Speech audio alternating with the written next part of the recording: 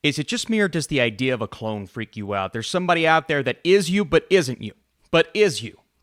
It's freaky. What's up, Netflix fans? Welcome back to the channel. In the midst of the Barbenheimer madness, They Cloned Tyrone is a brand new movie that dropped on Netflix with a stacked cast. Today we're going to talk about it. Is this an original sci-fi premise or something that we've seen before? So a series of eerie events thrusts an unlikely trio onto a trail of nefarious government conspiracy in this pulpy mystery caper. This is directed by Juel Taylor, and it's his feature film debut. The movie is rated R for pervasive language, violence, sexual material, and drugs, kids. Stay away. Let's start with the most significant part of this movie. Yes, the idea is great. I enjoy the concept, but it's not going to come to life without a brilliant cast, and I think this cast is great. It's one of the best trios of the year. Teyonah Parris is fantastic. I love her back and forth, her dynamic with Jamie Foxx's character and Slick Charles. Jamie Foxx is amazing. But for me, maybe the surprise is John Boyega as Fontaine, and he doesn't have a lot to do in terms of range at the beginning of this movie, but as we progress, we start to figure out the role that he is playing, and that role is pretty significant. We'll dive into the characters here in just a second, but I also want to give a shout out to Kiefer Sutherland, who I didn't know he was in this movie, and then he popped up, and I'm like, is that, oh my God. Let's just say he did what he had to do, and he nailed that, and it's cool to see Kiefer in a role like this, something different. Boyega's Fontaine is a drug dealer. Fox's Charles is a pimp, and Teyonah Parris' Yo-Yo is a prostitute. So you have this trifecta of somewhat generic ideas for characters in this urban black neighborhood. So obviously the struggles of real life are at play, and you see what these characters are going through at the beginning, but it also goes in a direction that is just so wild, especially when you realize that the conspiracy at play, well, it's not actually a conspiracy when our characters, this very unlikely trio, starts to discover there are more sinister purposes happening. So when a deal goes bad, something happens to Fontaine, but he wakes up the next day in his own bed and everything seems all right until he encounters Jamie Foxx's character and he's like, what I saw, this doesn't make sense. What the is this? And because of what we're dealing with, an obvious influence here, and something that everyone's going to mention in their review is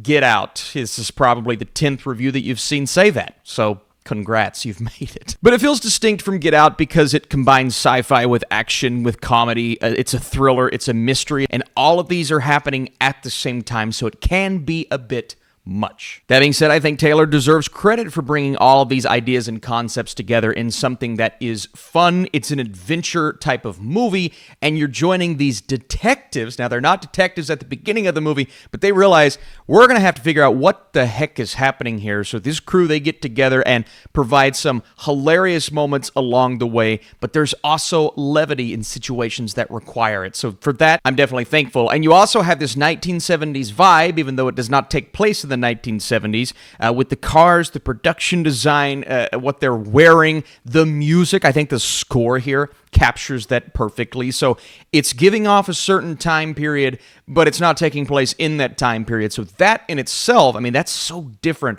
from any other movie in the genre, or many genres. There's a lot of genres. And here's the thing, Boyega's character, Fontaine, he doesn't have a lot to say technically in this film, especially at the beginning, but it's the facial expressions, it's the body movements, it's the really subtle performance that he is giving that I believe works extremely well for what you're supposed to get out of that character. And it's balanced out by these other two more confident characters that are in your face, they're loud, but they're supposed to be that way, and they bring the humor to Boyega's seriousness that leads us into this crazy conspiracy and this cabin-in-the-woods-like feel to it that I believe makes this movie feel fresh, even though it can get a little convoluted, especially as we go from the second act to the third act, and the ideas, they start to become a bit much, and they don't mesh as well as I believe the director or the writer is hoping that they will. And you also have these gun battles, these moments of CGI where the action picks up, and they do last a bit too long, especially for the story that they were trying to tell here.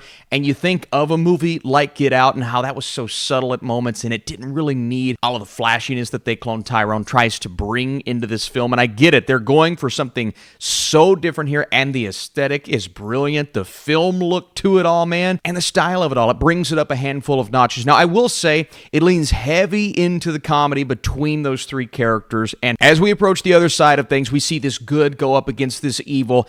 I didn't buy the comedy as much in those moments because they'll try to balance out the more serious moments with a bit of comedy, and it just doesn't It doesn't resonate with me like it did prior to all of this crazy stuff happening. What is wrong with you? And it gets so outlandish at a point where it's still entertaining, but it's almost losing what it was going for at the beginning. And I really like the build-up in this film because I'm like, okay, they're trying to say something, but they're saying it in the most interesting way. But then you start to lose that. And yes, it's a social commentary. That's what it is at its core. But as you're adding all of this other stuff in, it loses the message. And that's when it starts to become a little heavy-handed and a little on the nose to where I wasn't feeling that at the beginning of the movie. So not that the third act of this movie lost me in its entirety, but I was more so enjoying the simplicity of the first two acts. And I feel like other people, they're going to be on the complete opposite page to where this movie gets better. I love how this film is shedding light on important topics. I really love the performances and the style. And the fact that this is a first-time director, I mean, that's impressive. This does not look like a first-time director.